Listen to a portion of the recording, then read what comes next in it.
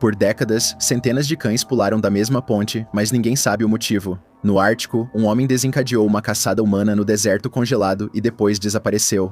Fique até o fim, pois o último mistério destruiu uma cidade de um dia para o outro. Antes de começar, comente e diga de onde está ouvindo. Eu sempre gosto de ver até onde essas histórias chegam. Podcast Chills, mesma voz, pesadelo diferente. Número 6. A ponte Ovatum que causa frenesi. Imagine passear com seu cachorro em uma ponte tranquila e, de repente, ele pular da beirada. É isso que aconteceu com mais de 600 cachorros em uma ponte na Escócia. A Casa Ovatum é uma propriedade do século XIX, originalmente construída como um retiro para um empresário industrial e agora é um local histórico reconhecido. Hoje, o local é popular, principalmente entre donos de cachorros da região. Uma ponte sobre um desfiladeiro leva até a propriedade. Concluída em 1895, a ponte continua permitindo a passagem de pessoas que exploram os arredores da propriedade. Na década de 1950, eventos inexplicáveis começaram a afetar cachorros que atravessavam a ponte. Segundo relatos, os cães passaram a agir de maneira angustiada ou ansiosa. Então, sem aviso, os cães pulam sobre o muro e despencam no desfiladeiro abaixo, com uma queda de 15 metros ou 49 pés até o fundo. Isso deixa os cães gravemente feridos ou pior. Segundo estudos, há cerca de 600 casos registrados de cães pulando da ponte, com cerca de 50 não sobrevivendo à queda. Todos os cães que pularam são de raças de focinho longo, grandes e pequenas. Além disso, a maioria teria pulado exatamente do mesmo ponto específico, sobre as muralhas do lado direito. E apesar de muitos estudos realizados no local, ninguém conseguiu encontrar uma razão conclusiva para o comportamento repentino e estranho. Uma teoria comum por algum tempo era que algo estava chamando a atenção dos cães, levando-os a saltar em direção a isso. Isso foi provado falso, pois as muralhas são altas demais para que a maioria dos cães veja além da borda. Outra ideia era que eles estavam reagindo a sons emitidos pela vizinha Baía Fastlane, onde a Marinha Britânica abriga seus submarinos Trident. Teorizou-se que os submarinos estavam produzindo sons inaudíveis para os ouvidos humanos, mais claros e altos para os cães. Isso foi refutado até com equipamentos de som avançados que não detectaram essas frequências. Como resultado do fenômeno anormal, os donos de cães começaram a evitar a ponte, e aqueles que ainda levam seus cachorros mantêm-nos na coleira por segurança. As circunstâncias em torno da ponte Ovatum ganharam manchetes internacionais, sendo cobertas pela Vice e até pelo New York Times. O que é comum entre os artigos é a completa falta de explicação para os acontecimentos. A Sociedade Escocesa para a Prevenção da Crueldade contra Animais decidiu lançar sua própria investigação em 2005. Apesar de descartarem que os cães foram jogados da ponte, ainda era preciso rastrear a origem do comportamento. Dr. Sands, que fez um documentário sobre o fenômeno, expressou seu desconforto no local. Ele disse: "Todos os seus sentidos ficam em alerta, tem uma sensação estranha." O Dr. Sands não é o único que expressou uma sensação de inquietação na ponte. Muitos relataram ansiedade geral e desconforto ao caminhar sobre Ovatum. Sem surpresa, a casa é considerada assombrada e já foi apontada como possível causa dos cães pularem. Testemunhas disseram ter visto uma mulher de branco na ponte, que desaparece quando se aproximam. Ganhou ainda mais notoriedade em 1994 devido a um incidente envolvendo um indivíduo perturbado que jogou seu bebê da ponte. Os sentimentos dos visitantes podem estar ligados à reputação de Ovatum, causando inquietação, porém até quem não conhecia a reputação relatou essas sensações.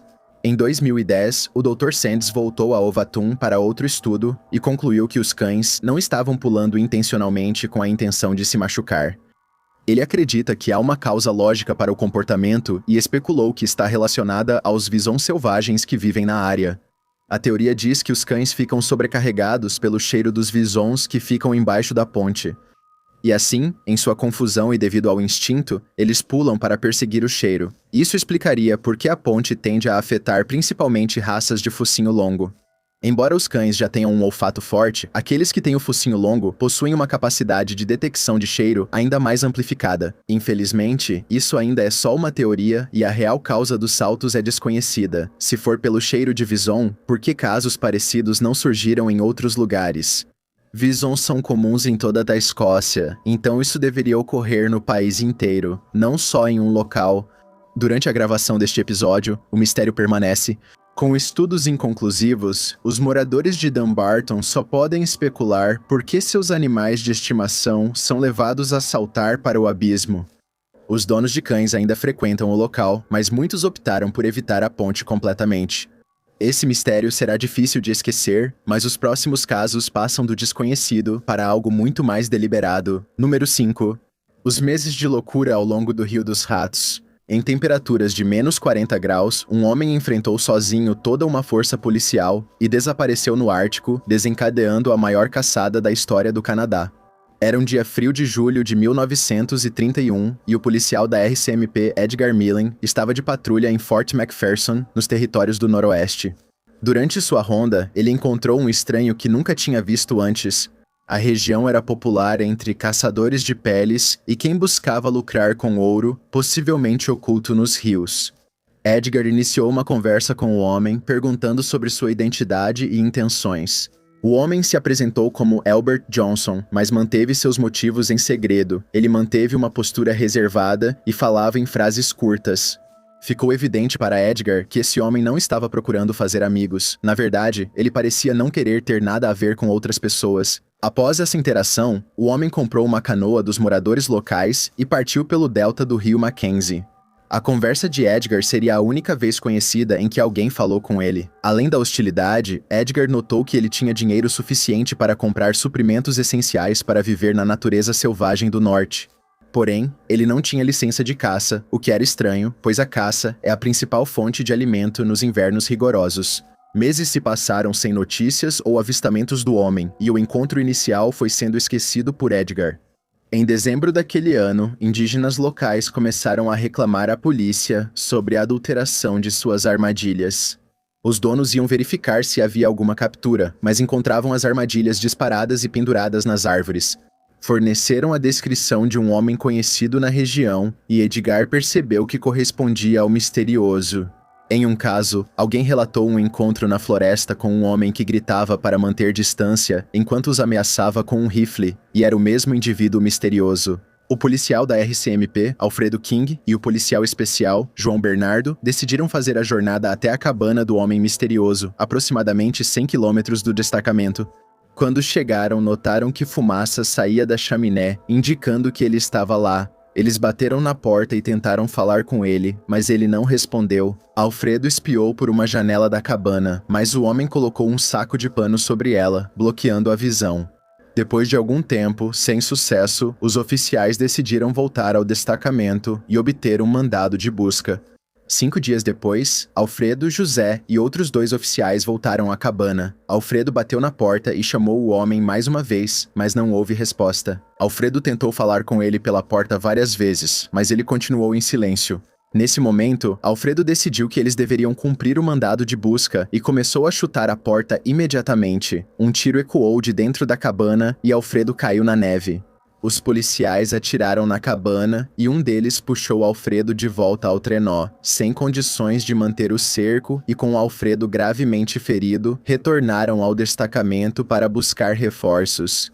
Alfredo foi levado de volta para Aklavik, onde conseguiu se recuperar.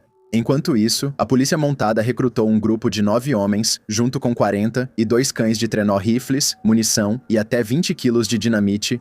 Quando o grupo chegou à cabana, eles montaram um perímetro e começaram a descongelar a dinamite em seus casacos. Logo tiros foram trocados e um tiroteio completo começou. Os oficiais perceberam que o homem mirava seu rifle por buracos na cabana. Ele parecia estar fortemente armado e era um bom atirador, quase acertando vários oficiais durante o impasse de 15 horas, ficando sem opções. E com o tempo começando a piorar, os oficiais decidiram usar a dinamite restante para explodir a cabana. A carga foi acesa. Um homem correu até a cabana e arremessou o pacote com força. A explosão atravessou as paredes e derrubou o telhado. Depois, silêncio. Os tiros cessaram, mas os oficiais continuaram em cobertura. Depois, decidiram avançar a cabana e, ao se levantarem, foram novamente alvejados. Sentindo-se derrotados e sem outras ideias, o grupo retornou aos seus trenós e fez a viagem de volta para Aklavik. Ao partirem, ouviram um som estranho vindo das ruínas. Lá dentro, o homem estava rindo alto, de alguma forma ainda vivo, apesar da devastação em sua casa. Quando o grupo chegou de volta ao destacamento e contou o que havia acontecido, a notícia se espalhou nacionalmente pelo rádio e uma caçada em grande escala foi organizada para capturar o homem. Infelizmente, as autoridades atrasaram a busca devido à nevasca e ao frio de até 40 graus negativos. Quando partiram e voltaram à cabana, o homem misterioso já havia sumido há muito tempo. Ao investigar a cabana, policiais descobriram que o homem fez uma trincheira interna, servindo como excelente cobertura em tiroteios. Agora, os policiais enfrentavam o dilema de achar uma agulha no palheiro. O grupo de busca contou com indígenas locais, especialistas em rastreamento e conhecedores da região para auxiliar nas buscas. Eventualmente, um grupo liderado por Edgar conseguiu alcançar o homem. Em vez de se render, ele mais uma vez respondeu com disparos. Durante a troca de tiros, Edgar foi atingido no coração e caiu no chão. Isso mais uma vez forçou a polícia montada a recuar. Edgar, o único indivíduo conhecido por ter conversado com o homem, agora era a primeira vítima fatal dele. Ao estudar a rota que o homem estava seguindo, foi determinado que ele estava tentando fugir para Yukon pelas montanhas Richardson.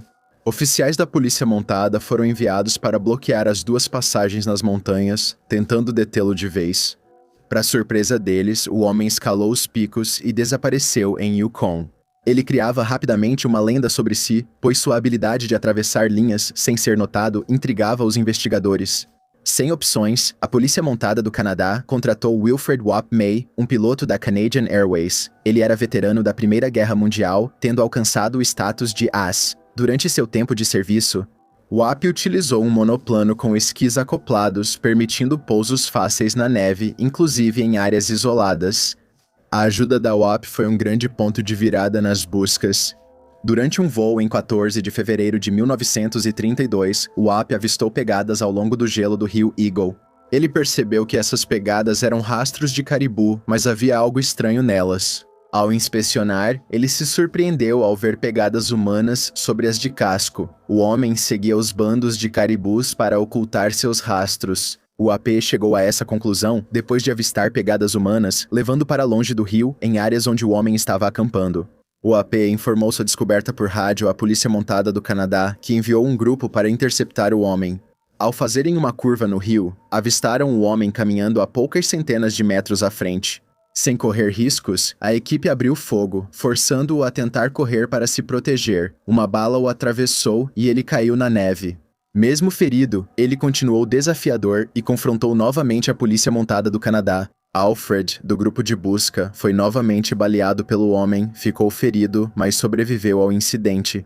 Outra bala atingiu o homem na parte inferior do corpo e ele parou de atirar. O grupo de busca se aproximou com cautela, preparado caso fosse um truque. Um dos oficiais o virou de costas e todos respiraram aliviados. O surto do caçador louco finalmente havia terminado. Os oficiais levaram o corpo do homem para um assentamento próximo e o examinaram. Ao cair pela última vez, as baixas temperaturas congelaram rapidamente seu corpo. No que provavelmente foi sua última expressão, ele agora tinha um olhar permanentemente contraído no rosto, que alguns disseram parecer um sorriso de divertimento ou uma expressão de dor. Ele possuía mais de $2.000 em moedas canadenses e americanas, pequenos cadáveres de animais, pílulas e um pote com dentes com obturações de ouro. Após a investigação, ele foi enterrado em Aklavik, marcando o fim de seu reinado de terror e o encerramento do caso. Porém, um ponto crucial ainda escapa aos historiadores. A vida desse homem antes de chegar aos territórios do Noroeste não foi registrada, tornando desconhecido seu local de nascimento, ocupação e idade. Quando Edgar falou com o homem, disse acreditar que ele tinha um sotaque escandinavo. Os motivos para ele ir ao extremo norte e se era realmente quem mexia nas armadilhas ainda não estão claros. Houve várias investigações para determinar sua verdadeira identidade. O que é universalmente aceito é que o nome Alberto Johnson era um pseudônimo para esconder quem ele realmente era. Houve várias teorias sobre quem era o louco armadilhador antes de seu tempo no norte. Alguns até especularam que ele era um ex-fora da lei da época da Grande Depressão, parecido com Bonnie e Clyde ou João Dillinger. Em 2007, uma equipe de especialistas forenses e historiadores desenterrou o túmulo e realizou um exame minucioso do corpo dele. Eles também compararam amostras de DNA com as de supostos membros da família. Nenhum dos que participaram foi considerado parente do caçador louco. A travessia dele pelas vastidões congeladas do norte do Canadá continua sendo a maior caçada da história canadense. Uma análise adicional do DNA dele ligou sua ancestralidade à Suécia, mas até 2026, sua verdadeira identidade continua sendo um completo mistério. Número 4. Seus 21 rostos assistiram o mundo queimar. Um homem afirmou ter colocado veneno em doces de crianças e milhões acreditaram nele. Itogawa Hampo é um famoso romancista japonês, mais conhecido por seus romances de mistério. Suas histórias eram centradas no detetive fictício Kogoro Akechi, um personagem parecido com Sherlock Holmes, de quem Hampo tirou inspiração. Ao longo dos romances, ele frequentemente entra em confronto com um antagonista conhecido como o Demônio das 20 Faces. Mal sabiam as pessoas que o vilão serviria de inspiração para uma das séries de eventos mais notórias do Japão. Guriko é uma empresa japonesa mais conhecida por seus famosos doces Pocky. Essas guloseimas são distribuídas mundialmente como um lanche delicioso. Em 18 de março de 1984, a empresa Guriko ganharia as manchetes por um motivo completamente diferente. 2 homens mascarados invadiram a casa do presidente da empresa. Shohei viu Ezaki amarrando ele e sua família, depois jogando Ezaki no porta-malas de um carro. Logo depois, os criminosos exigiram um resgate de 1 bilhão de ienes, aproximadamente 9 milhões de dólares em valores atuais, e 100 quilos de barras de ouro. Felizmente, antes que qualquer exigência fosse cumprida, Ezaki escapou do cativeiro. Infelizmente, isso não encerrou a história.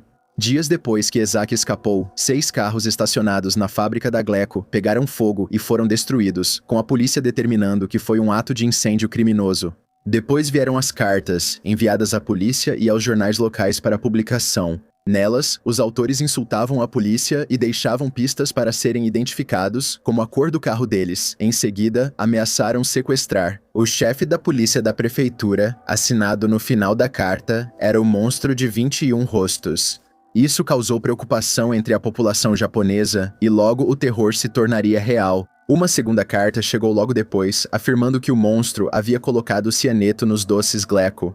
Por motivos de segurança pública, todos os doces Gleco foram retirados das prateleiras. Como resultado, a Glico perdeu 130 milhões de dólares em receita. Ainda mais estranho, nenhum dos doces testou positivo para veneno. Logo, mais cartas chegaram a várias instituições com afirmações de que o monstro das 21 faces era uma gangue que incluía crianças. Dizia ainda que estavam cansados de atacar a Glico e achava-se que o período de medo tinha terminado. Essas esperanças logo acabaram quando a empresa Maranaga também recebeu uma carta exigindo dinheiro sob ameaça. A Maranaga ignorou a exigência, o que se mostrou um grande erro. Em poucos dias, o monstro disse ter adicionado um sabor especial, embora achassem que era só mais uma falsa alegação. A polícia ainda investigou a ameaça e, de fato, encontrou caixas de doces Maranaga com um bilhete rotulado "Perigo, contém veneno", novamente assinado pelo monstro. De fato, grandes quantidades de veneno foram encontradas no conteúdo do pacote. Uma grande investigação foi iniciada para encontrar o monstro de 21 rostos. Ezaki, apesar de ter passado 3 dias com os indivíduos, não conseguiu fornecer nenhum detalhe sobre suas identidades. Como eles tinham sido cuidadosos em esconder seus rostos e vozes, então surgiu uma oportunidade. A polícia estava em busca de segurança. Câmeras de uma loja flagraram um homem desconhecido de terno e gravata observando as prateleiras. De repente, ele tirou vários doces Gleco do bolso e os colocou em exposição antes de sair casualmente. Com base nas imagens, a polícia divulgou um retrato falado do indivíduo, já que parte de seu rosto estava encoberta pela direção do olhar. Conhecido como o Homem Filmado, especula-se amplamente que ele seja o mentor do monstro das 21 faces. No entanto, ninguém jamais apareceu com informações e o caso logo esfriou. Como resultado do estresse crescente e da pressão por não conseguir identificar nenhum suspeito, o chefe de polícia de Shiga, Shoji Yamamoto, tirou a própria vida 1 ano depois. Após isso, o monstro de 21 rostos pareceu ter mudado de ideia. Em sua carta final, ele afirmou que o grupo decidiu parar de atormentar as empresas de alimentos, encerrando ao dizer que futuras tentativas de extorsão seriam apenas imitações. Eles também expressaram condolências pelo chefe de polícia morto. As cartas ameaçadoras realmente pararam. A polícia investigou mais de 120 mil suspeitos, analisou possíveis conexões com o crime organizado e até mesmo a possibilidade de infiltrados norte-coreanos. Até 2026, o monstro das 21 faces nunca foi identificado, apesar de cerca de 1 milhão de policiais terem trabalhado no caso durante quase 20 anos de investigação, com a prescrição dos envenenamentos expirando 5 anos depois. Isso significa que, mesmo que alguém fosse identificado publicamente, nenhuma acusação poderia ser feita contra essa pessoa. Em 1995, o prazo de prescrição relacionado ao sequestro de Isaac expirou. Além do mistério em torno da identidade, a questão ainda maior era: qual foi o motivo por trás de suas ações? Várias teorias foram levantadas, incluindo ações de ex-funcionários descontentes, anarquistas e até mesmo o envolvimento da Yakuza, mas esse mistério nunca foi resolvido. Se essa história te deixou inquieto, fique comigo, ainda não terminamos. Número 3. Courtney Lake, um ex-namorado, quebrou uma ordem de restrição 33 vezes em um único dia. Semanas depois, ela nunca mais foi vista. Courtney Lake era uma jovem de St. Lawrence, no extremo sul da península de Burin. Ela era descrita como independente e próxima da família. Na adolescência, ela se apaixonou por Jason e tiveram um filho juntos. Embora o relacionamento não tenha dado certo, os dois continuaram a criar o filho juntos, mantendo uma amizade cordial entre eles. Em 2013, ela se tornou a primeira mãe solteira a ser aceita no concurso Miss Terra Nova e Labrador. Parecia que a vida dela finalmente estava mudando para melhor, mas tudo desmoronou quando ela conheceu Philip Smith. Esse novo relacionamento é descrito como tóxico e abusivo, com Philip constantemente manipulando e até agredindo fisicamente ela. A gota d'água veio em 17 de abril de 2017. A polícia recebeu uma ligação da mãe de Courtney, Lisa, depois que Courtney ficou ferida pelas mãos de Philip. Segundo o relatório, Courtney e Philip estavam em uma caminhonete quando começaram a discutir verbalmente, e Courtney tentou sair do veículo. Philip a agarrou e deu 2 socos nela, atingindo seu estômago e braço. Como resultado desse último incidente, Courtney terminou o relacionamento, mas Philip se recusou a aceitar. Em várias ocasiões, ele enviou fotos explícitas para ela por mensagem, o que ela denunciou às autoridades. No dia 5 de maio, Lisa foi contatada por Philip por telefone, dizendo que pretendia tirar a própria vida. Lisa ligou para a irmã de Philip, que então chamou a polícia, relatando grande preocupação com o bem-estar dele. Usando o sinal do telefone, um policial Erie da Real Polícia de Newfoundland localizou o homem perto do aeroporto de São João, mas Philip fugiu antes que qualquer contato pudesse ser feito. Uma busca conseguiu localizá-lo mais tarde no mesmo dia, e Philip foi levado para uma unidade de saúde onde permaneceu por 4 dias. Nesse momento, Courtney conseguiu o que é conhecido como fiança policial, que legalmente impedia Philip de fazer qualquer tipo de contato com ela. Isso, porém, não o impediu, e em determinado momento ele tentou falar com ela 33 vezes em um único dia. 2 dias depois, em 7 de junho, Philip se declarou culpado de várias acusações, incluindo a distribuição de imagens ilícitas sem o consentimento da pessoa retratada. Em vez de prisão, ele ganhou liberdade condicional com uma restrição ainda mais rigorosa que a anterior. O advogado dele argumentou com sucesso para retirar várias acusações, alegando que Philip passava por uma crise.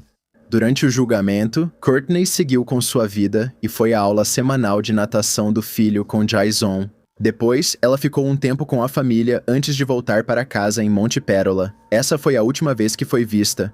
Depois de não ter notícias de Courtney, Lisa ligou para a polícia para relatar seu desaparecimento. Inicialmente, a polícia conversou com Jason, mas ele rapidamente foi inocentado de qualquer irregularidade. Então, o foco mudou para Philip. Sem encontrar testemunhas entre os vizinhos de Philip, os investigadores começaram a verificar as imagens das câmeras de segurança da casa de Philip, assim como da casa de Courtney. O caso mudou quando um vizinho mostrou imagens de câmera veicular com Courtney entrando numa caminhonete preta pouco antes das 8h em 7 de junho. O veículo era de Philip, que foi confirmado como principal suspeito. A polícia fez vigilância em sua casa e obteve mandado de busca para sua residência e caminhonete. Itens foram removidos para análise, mas não se sabe se forneceram evidências sobre o desaparecimento de Courtney. Além disso, a caminhonete de Philip não apresentou indícios e foi devolvida logo após sua confissão aos investigadores. Ele buscou Courtney naquele dia e a levou para casa, mas negou tê-la prejudicado. Segundo ele, e comprovado por mensagens, Philip aceitou buscar Courtney para que ela pegasse seus enfeites de Natal na casa dele. Felipe foi novamente acusado de violar condições, declarou-se culpado e recebeu pena de prisão. A família de Courtney achou estranho ela ir com ele de boa vontade.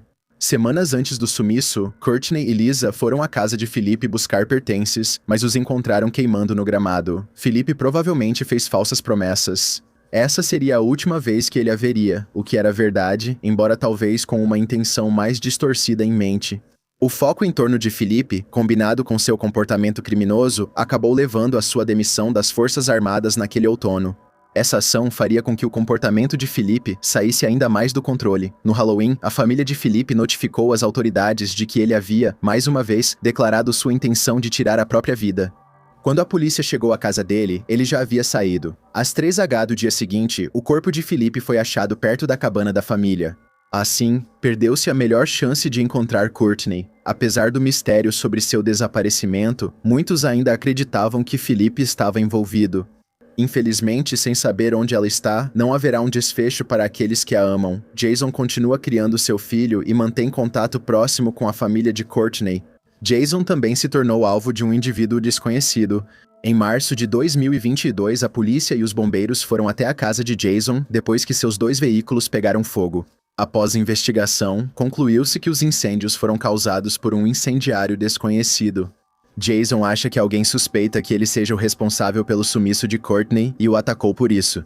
No entanto, literalmente não há nenhuma evidência sugerindo que ele tenha qualquer envolvimento no crime, e Jason tem álibis confirmados para seu paradeiro no momento do desaparecimento de Courtney. Até 2026, o caso continua sob investigação pela RNC. Se você ou alguém que você conhece tiver qualquer informação sobre o desaparecimento dela ou de qualquer outra pessoa desaparecida em Newfoundland, pode entrar em contato com a RNC, diretamente pelo 1709-729-8000 ou ligando para o Crime Stoppers no 1-800-222-8477.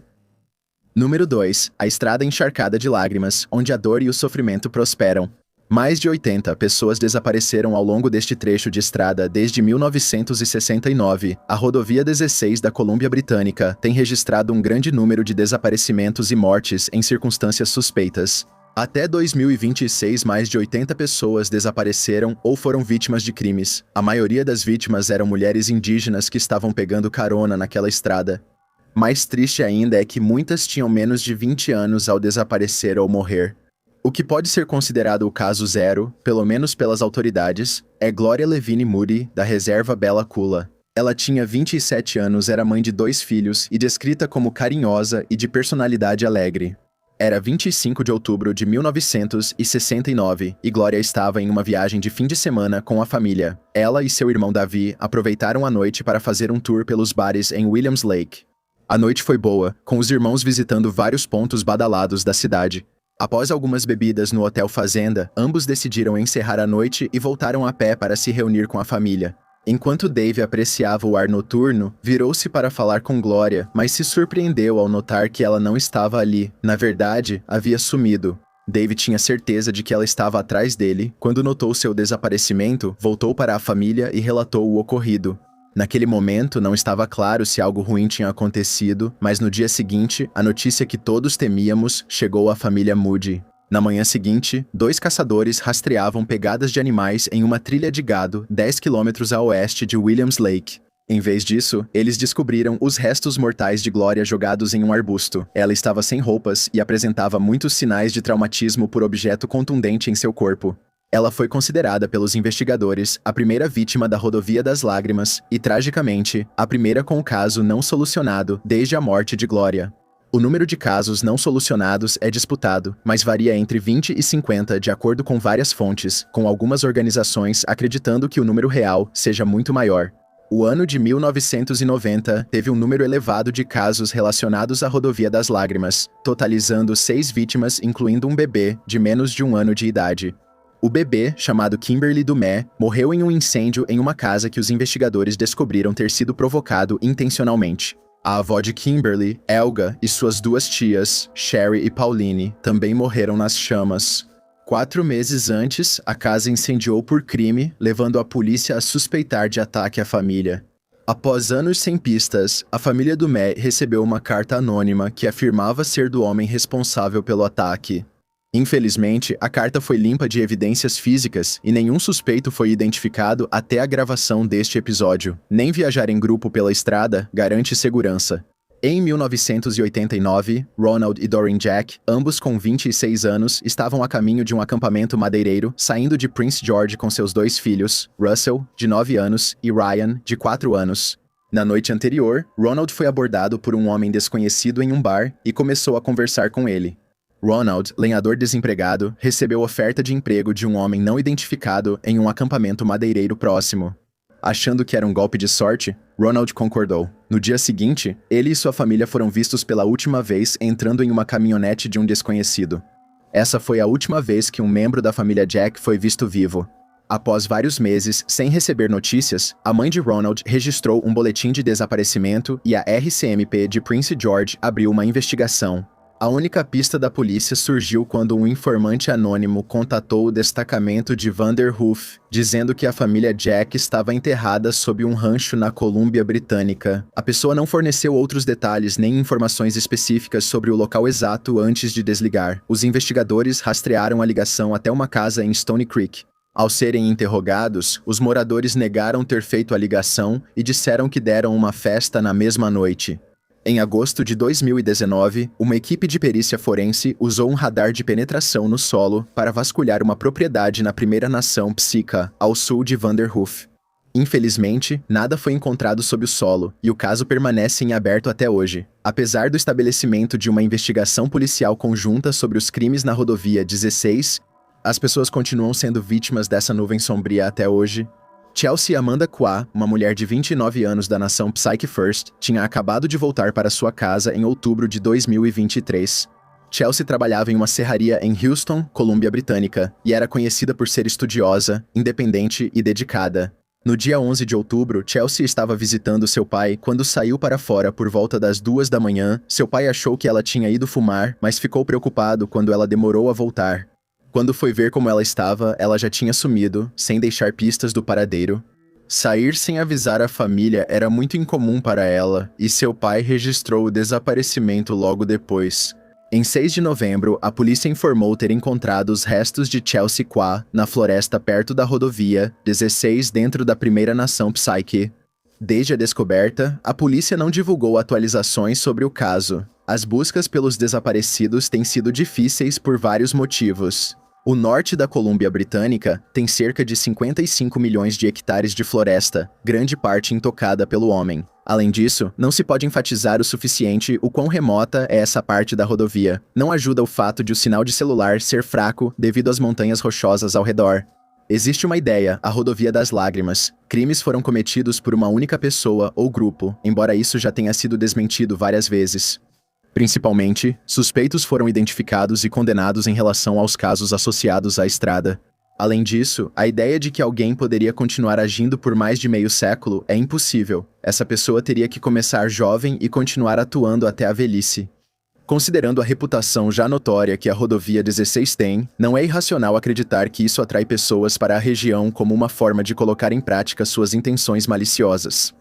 Como há muitos casos arquivados não resolvidos, é possível que a área seja escolhida por isso. Por isso, pode ser visto como refúgio mórbido para quem busca cometer e fugir de crimes. É uma solução horrível, baseada em especulação, então isso não deve ser considerado um fato confirmado. O que se sabe, porém, é que a Rodovia 16 ainda não conseguiu se livrar de sua reputação infame. Quem tiver informações sobre casos não resolvidos na Rodovia das Lágrimas ou quiser relatar inatividade policial, pode contatar o Escritório de Investigações Independentes da Colômbia Britânica no 185-544-68477 446-8477 ou acessando o site deles em IOBCCA. Número 1. Levadas embora para serem esquecidas pelo mundo. Em uma manhã nesta cidade, 21 homens foram arrancados de suas casas e ninguém os viu desde então. Imagine acordar um dia em sua cidade e descobrir que dezenas de vizinhos sumiram de repente. Pessoas com quem você trocava cumprimentos e conversas amigáveis na porta de casa, até participava de atividades públicas, simplesmente desapareceram. Pior ainda, anos se passaram e nenhuma notícia sobre o paradeiro deles chegou até você ou qualquer outra pessoa. Eles simplesmente sumiram, talvez para nunca mais voltar. Embora pareça um enredo de romance policial ou série de televisão, esse foi exatamente o cenário que aconteceu em uma cidade do sul do México em 2021.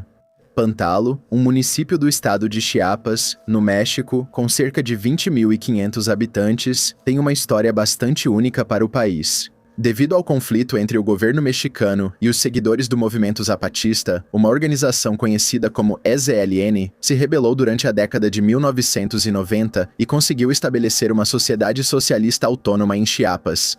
O grupo conseguiu por algum tempo resistir aos ataques dos cartéis mexicanos e do governo mexicano, por mais de 2 décadas, operando como uma sociedade sem Estado baseada na ideologia do revolucionário Emiliano Zapata. Salazar Pantalo fica próximo de onde existiu essa autonomia e não foi poupada pelos cartéis nem pelo governo em suas tentativas de impor controle. Além disso, vários chamados grupos de vigilantes surgiram, trabalhando com o governo ou com os cartéis, dependendo das circunstâncias. Em 26 de julho de 2021, um grupo que se autodenominava Grupo de Autodefesa El Machete entrou na cidade com os rostos cobertos e armados. Eles declararam que sua intenção era prender vários suspeitos de crimes e reuniram 21 homens da cidade. Os homens tiveram as mãos amarradas e suas casas foram incendiadas antes de serem levados da vila, alegou o El Machete. Esses homens estavam envolvidos em atividades criminosas para um grupo conhecido como Herreras. Para o choque das testemunhas, o presidente do Conselho Municipal, Pedro Cortés López, estava presente e do lado do El Machete, assim como membros do Exército Mexicano e da Guarda Nacional, que não intervieram e pareciam ser cúmplices dos sequestros. Depois que o grupo foi embora, levando seus prisioneiros, as 21 vítimas não foram mais vistas nem ouvidas. Moradores se reuniram com a Comissão Estadual de Direitos Humanos em dezembro para saber sobre a investigação e o bem-estar de seus entes queridos. Apesar da garantia de investigação, o povo de Pantalo não teve novas atualizações das autoridades. Até hoje, as famílias dos desaparecidos receberam ameaças por telefone da milícia El Machete. Tentar contatar as autoridades sobre a investigação sempre levou a um beco sem saída. O povo de Pantalo acusou o governo de atrasar intencionalmente qualquer resposta e muitos acreditam que o próprio governo, ou pelo menos membros do governo, estão diretamente envolvidos nos sequestros. Além dos homens desaparecidos que ainda não foram encontrados, o verdadeiro motivo por trás do sequestro continua sendo um mistério. 5 anos depois, as famílias ainda estão sem respostas e a esperança de ver seus entes queridos novamente diminui a cada dia que passa. Apesar dos esforços de El Machete para esconder suas identidades, várias testemunhas afirmaram que sabem os nomes dos responsáveis. Também existem vídeos dos sequestros, mostrando os métodos caóticos e brutais usados para realizar uma operação tão grande. Apesar de terem se identificado como El Machete durante os sequestros, o grupo agora nega qualquer envolvimento. E quanto ao governo central do México? Autoridades fizeram buscas aéreas e terrestres na região, mas não encontraram pistas sobre o paradeiro dos homens desaparecidos. Infelizmente, parece que o destino dos 21 homens nunca será totalmente esclarecido. Pior ainda, agora há muito pouca chance de que algum deles ainda esteja vivo. O fato de que 2 dezenas de homens possam ser capturados e forçados a sair de suas casas por um grande número de membros de milícias, diante de centenas de testemunhas, e ainda assim não haver novas pistas no caso em 5 anos, é sem dúvida altamente suspeito. Aqui está algo que a maioria das pessoas ignora. Este foi o podcast do Chills, e eu só queria dizer, muito obrigado por ouvir. Se você gostou do podcast, por favor, não se esqueça de deixar uma avaliação, e também me siga no Instagram em Dylanishilinichi, com underlines no lugar de espaços, X em T, underline Chills e TikTok em Chills. Este podcast foi feito em colaboração com Joná e Karina. Até a próxima, tchau, tchau.